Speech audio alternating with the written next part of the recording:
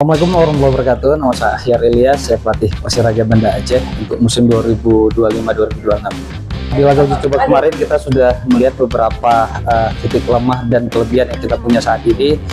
Seperti dari aspek fisik, kita melihat beberapa pemain masih butuh peningkatan.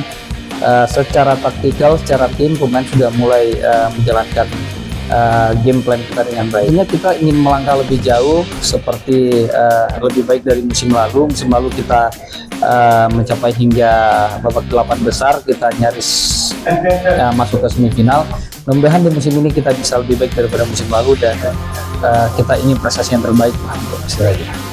Kita berharap tim berjalan dengan baik di setiap pertandingan, semua pemain juga dalam kondisi yang prima.